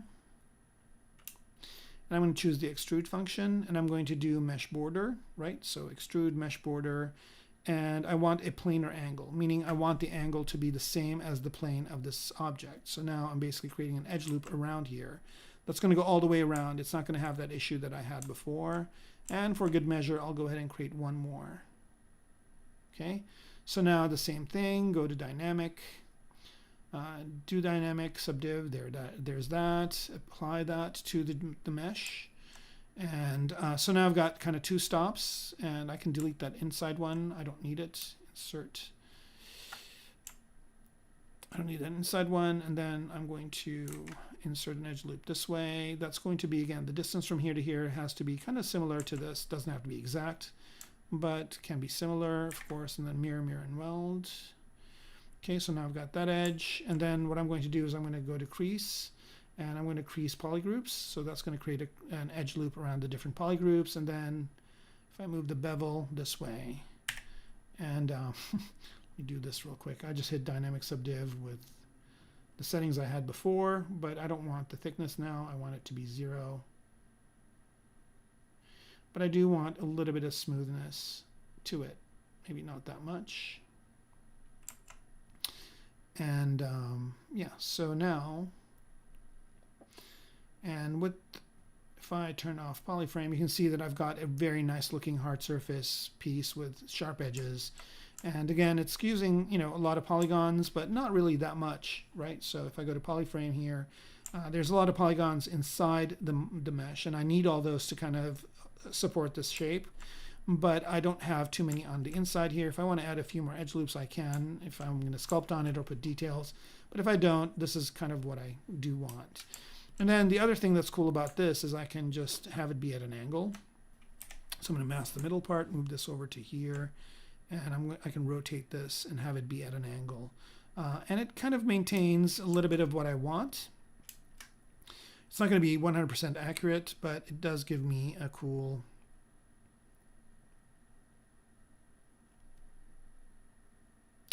kind of angle that way as well. Let's try and see if we can, if this angle looks better. It does, and then let's move the whole piece further down here. Turn off polyframe and see what that looks like. So we just created this one piece from what we were working with before. I think I'm going to get rid of that angle for now and just kind of have this be a piece. And then, you know, I can continue to work with it and resize it, and it'll just maintain all that shape language that I had before. So maybe move this. And again, you know, it's good to measure twice and cut once, like I mentioned before. It's always kind of good to do that, you know, evaluation before you put this thing on there. So I don't know if I want to keep that there, but maybe I'll put this piece over here like that. So again, once I have that piece, I can just use it multiple times on the same gun with different variations. It's easy to change the width of it. So if I don't like the width of it, I can just move this to the center, symmetry off, and change the width of it. It's going to keep that bevel pretty good. So let's say I do something like this and put that shape in here like that, right? All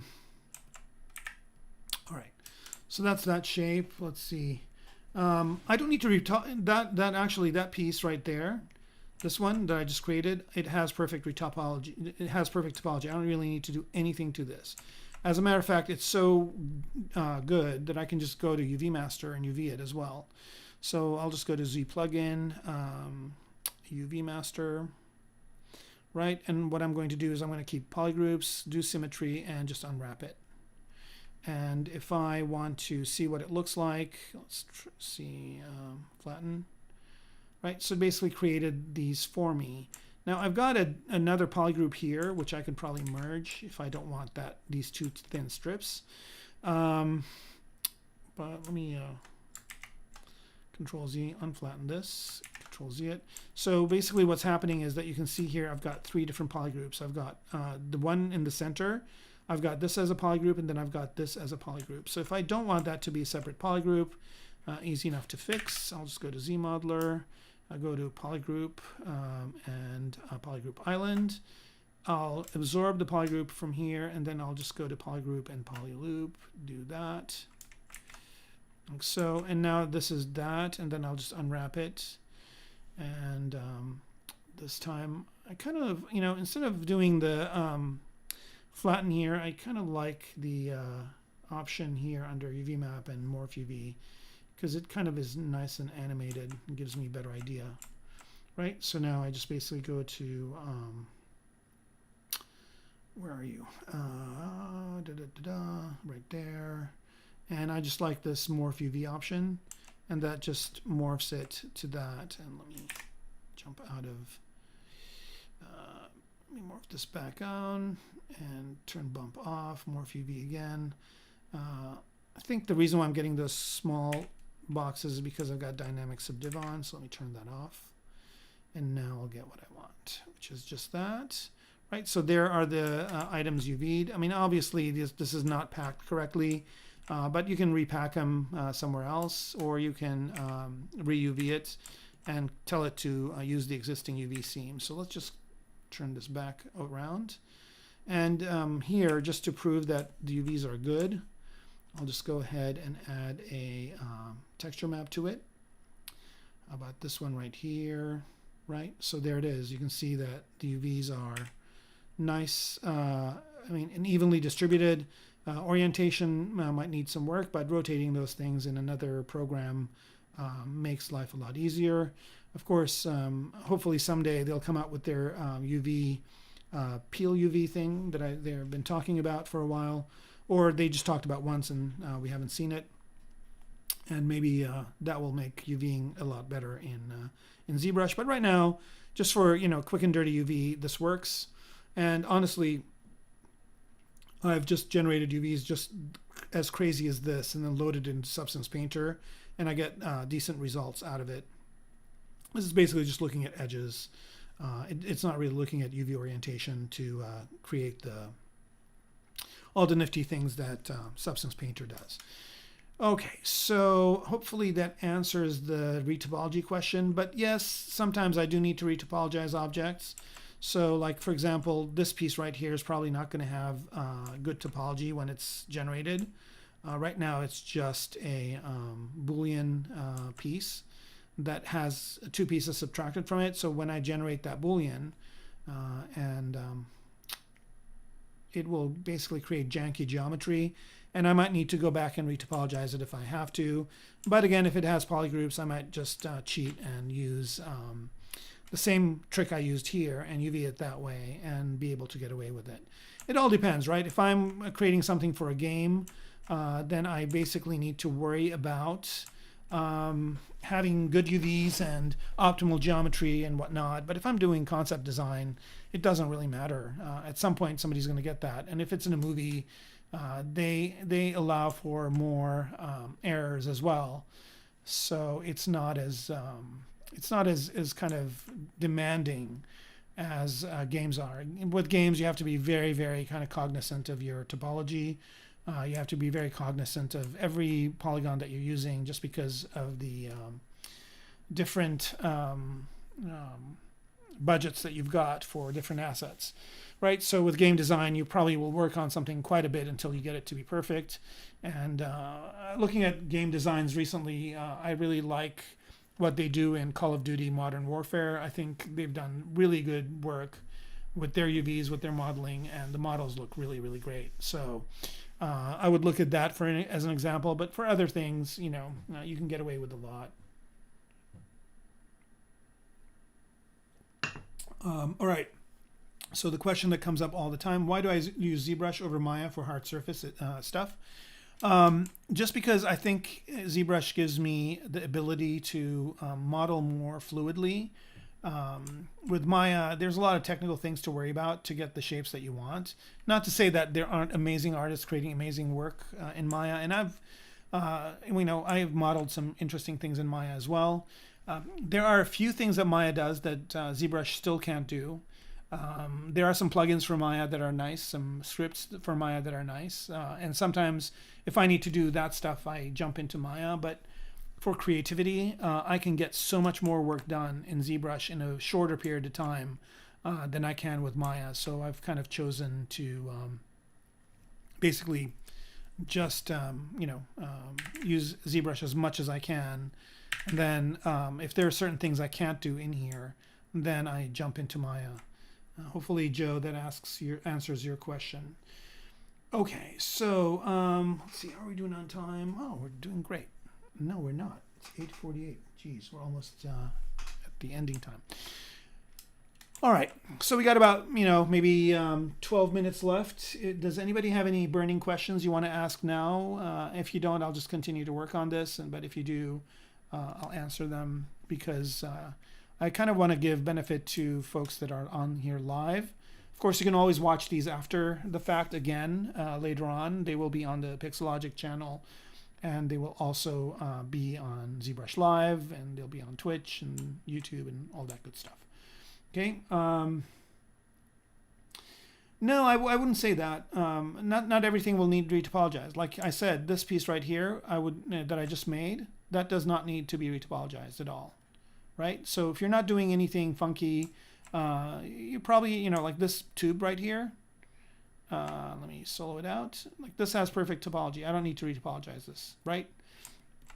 I could not have done a better version of this in Maya, right? I mean, it's going to be the same thing.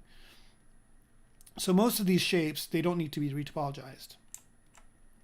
Some do, but most of them don't. Like this one over here does not need to be retopologized. Why would I retopologize this, right? It's perfect. So that basically is not the right thing. You know, saying that, you know, if you work in ZBrush, you have to retopologize everything is incorrect. You don't have to retopologize everything. Most everything here has pretty decent topology.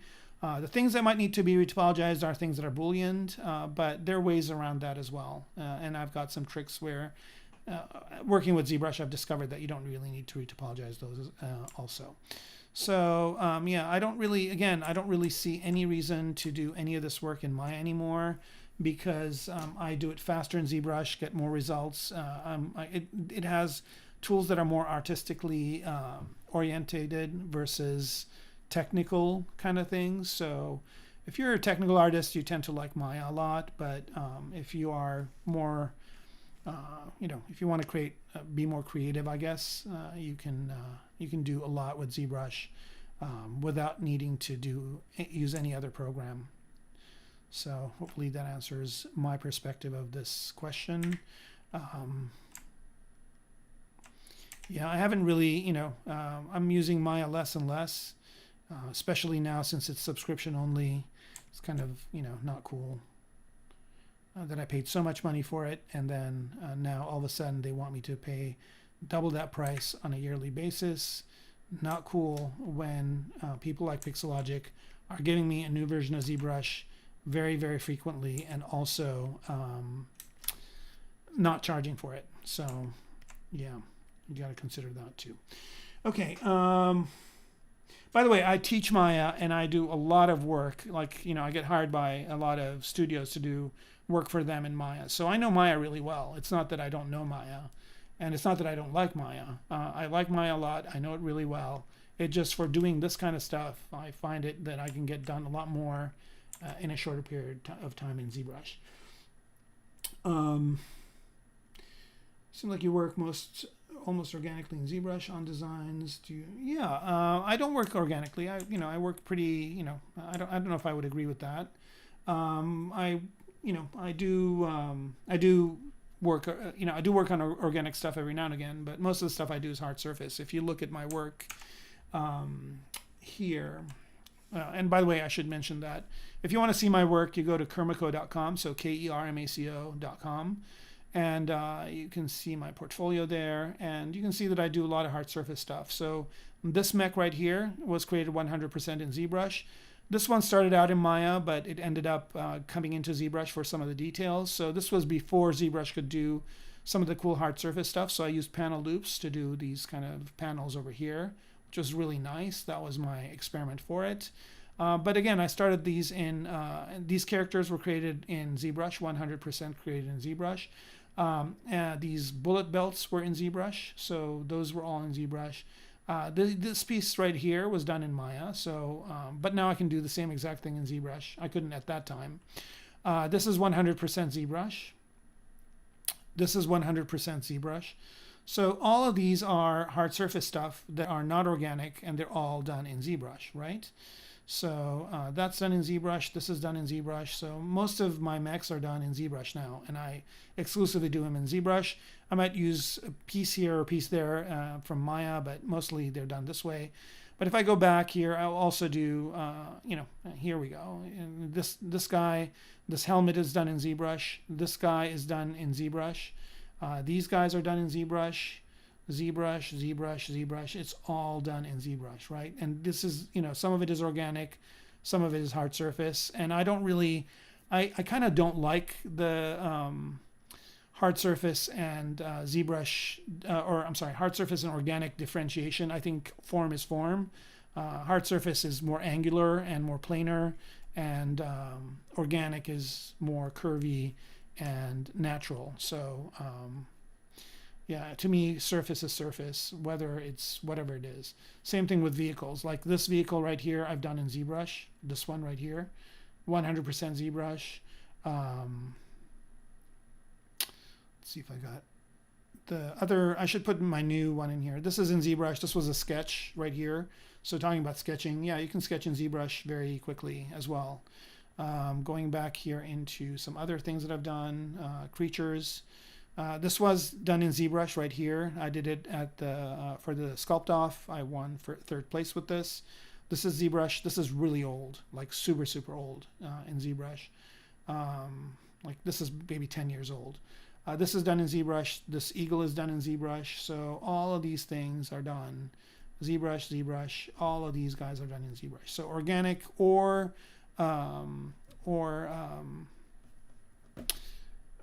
hard surface. It doesn't matter to me. It just form is form. I basically read what the design is, or if somebody wants me to come up with a new design, and then I just get into ZBrush and just start chugging away. So hopefully that answers. Aligning is really easy in ZBrush as well.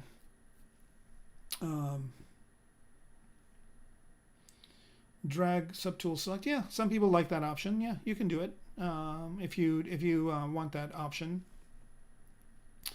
Yeah, you can align the pivot. I mean, once they had the gizmo, you can do some really cool alignments with that too. You know, one thing that I really like about ZBrush is you don't have to select a point or select you know, you don't have to select an edge, select a point, or select a surface. When you're working, you can just kind of, you know, organically work. And then they did add some organic modeling tools in Maya. I think the kind of the mudbox stuff they added to Maya, which you know, it makes it nicer to work in there. But if you've got really dense meshes, it's really slow, and you know, you have limitations about that as well. So you know, I guess the thing to note here is that you know, use the tool that you like. It just turns out that ZBrush, I like the way ZBrush works. It works the way I think. It lets me be more creative. So right now, kind of, that is my tool of choice.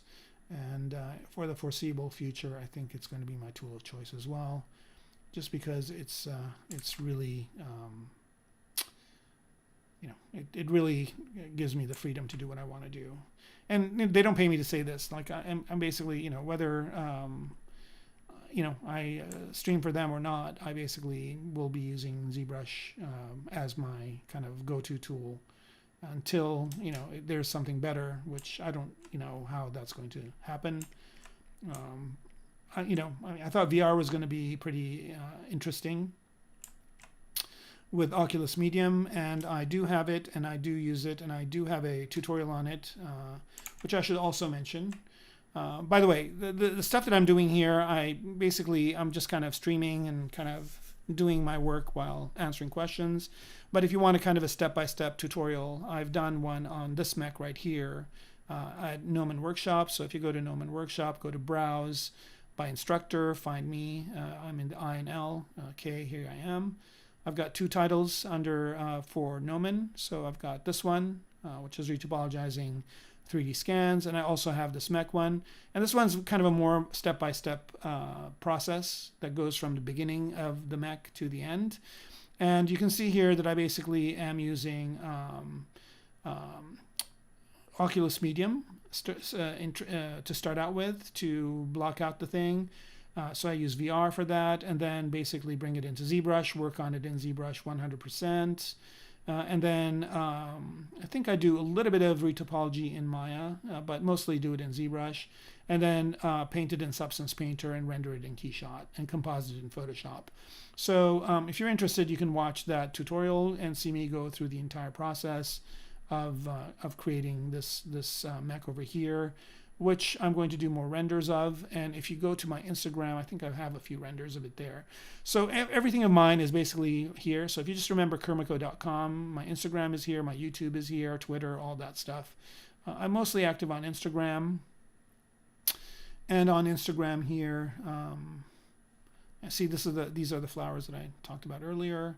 But in Instagram, I've got another render of that mech kind of in action. And I'm going to do more as time goes on. Well, that's what I like about doing things in 3D. Here's one render. Here's another one. So what I really like about working in 3D is that you can use that same asset and get hundreds and hundreds of compositions out of it. So if I were going to do FMTs, I could do 100 of them just based on this Mech, and place them on there. So, it gives me a lot more options than if I did this painting in Photoshop, and then, to match that same Mech in Photoshop would be kind of a challenge. And in that same tutorial also, basically in VR, I create all these different kind of sketches of mechs. Somebody was asking me about sketches earlier. So I do all these sketches of the mechs. So these are all done in VR. And then I picked one of these to continue on. And I think, actually I combined a few. So I think I picked this one right here. That was the final result. But you can see I could have picked any one of these. And then also I can go back and use any one of these, or, combine them together to get other shapes. So if you like what you see here and you want to kind of get a lesson plan, so to speak, or a complete kind of tutorial, you can check out that Gnomon workshop. It's pretty inexpensive to join that library, and you can watch any of the other tutorials too, and there's some great ones on there. All right, so let's see. You can't snap subtool to another subtool. Yeah, you can. Totally. No, you can't. That's not true. Anyway, okay. So here, let's look at this.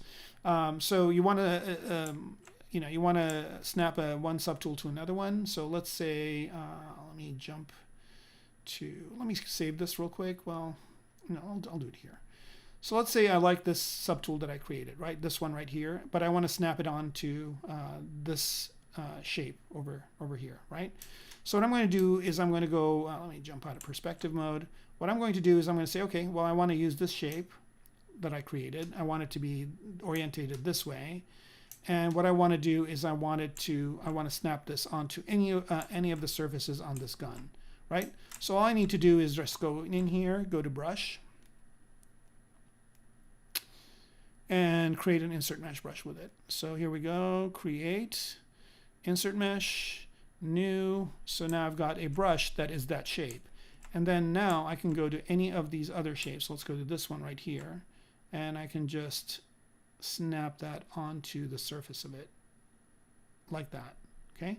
And then if I like that, I can just go to mirror and weld, have it on the, oops.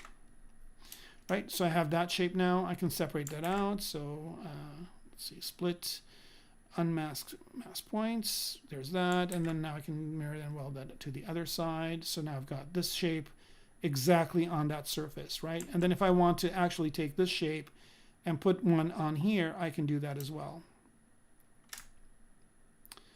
right? So now I've got that shape and it's snapping onto this surface, or I could snap it at an angle too. It doesn't have to be on a flat surface. So if I want it to be at this angle like that, I can do that as well. Right, so if I hold Control down, I basically get it locked to this. So I've got that shape there.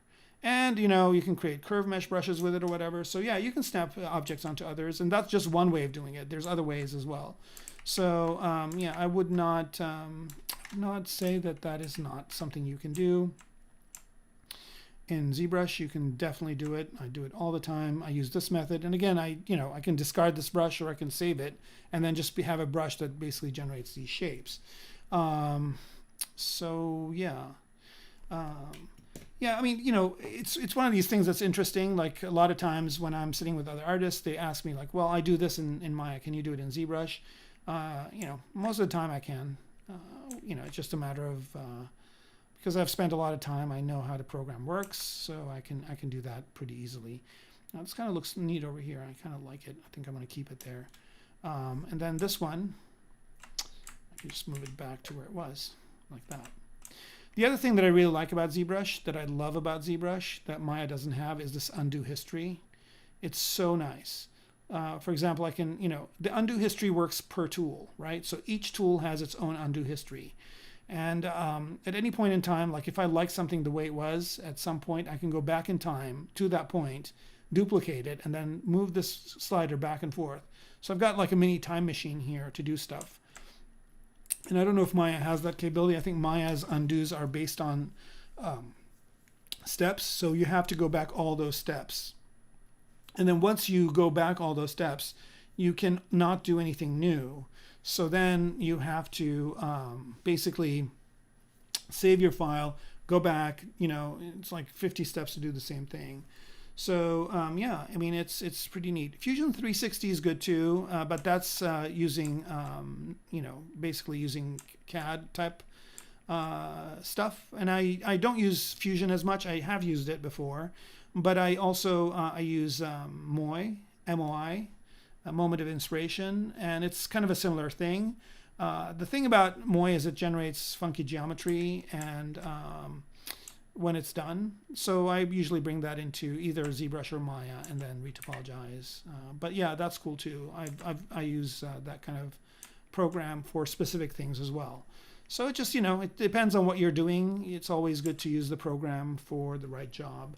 Parametric modeling is fun. Yep, definitely. It's cool. There's some of that in here, but I know what you're talking about, and it is pretty cool in Fusion and in MOI.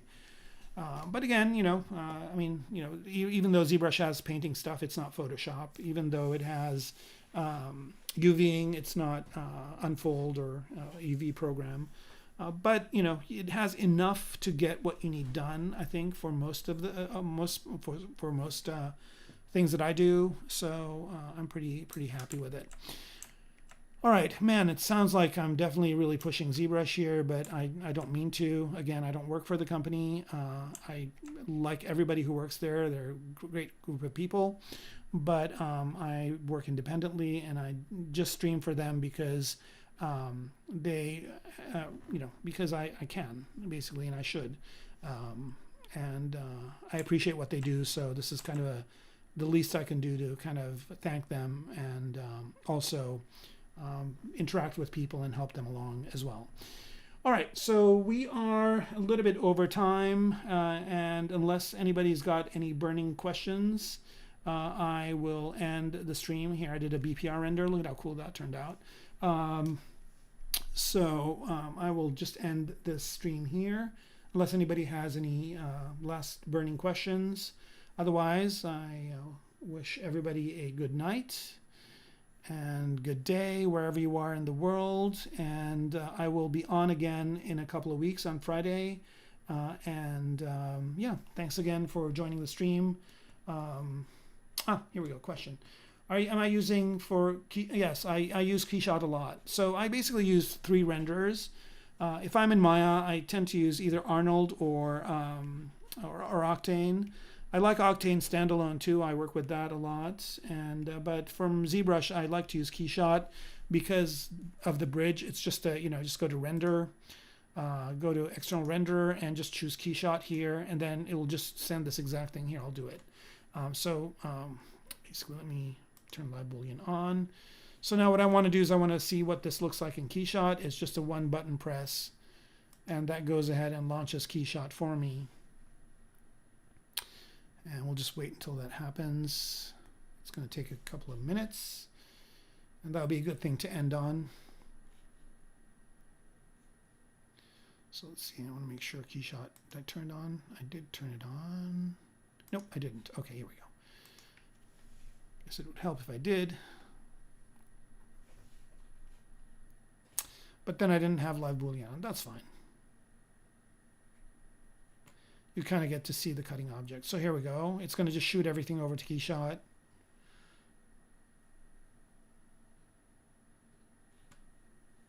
Right, so it gets the object, blah, blah, blah. Right, this is all manual stuff you'd have to do with another renderer, and it does it all automatically in ZBrush. I'll have to do some prep work in ZBrush to get it into Octane, but that creates some amazing renders too. Octane definitely has some things that I like about it. But KeyShot is my go-to renderer. Like most of the time, I'm, especially now. I mean, it's got so many new capabilities. I don't need to jump out of it. I use V-Ray sometimes too. But what happened to KeyShot? Let's see, where we go. Here we go. So here's that same thing in KeyShot, right? I didn't have the booleans on for this to cut out. And I need to do something in KeyShot every time. I don't know why, but I need to go into preferences before I can start using my tablet. All right, so there it is. Right now it's in KeyShot, and now I can just assign a material to it, like that. Let's see.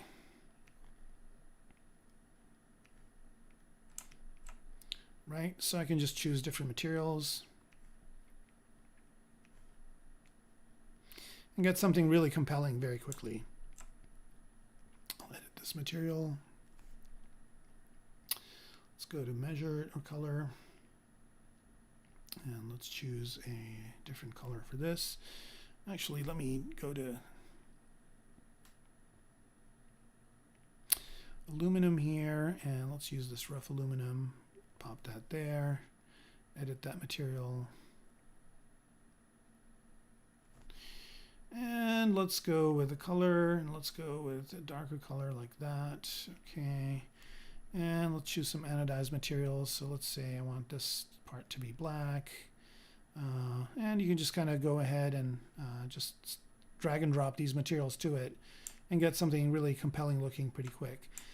You know, and I go to KeyShot, I jump into KeyShot every now and again just to kind of see. Like I see these kind of really sharp edges here. There's a way to correct them in KeyShot, but you know, I'd like to correct them in ZBrush before bringing them over. So yeah, it works. You know, KeyShot works really well. Also, what is going on with this?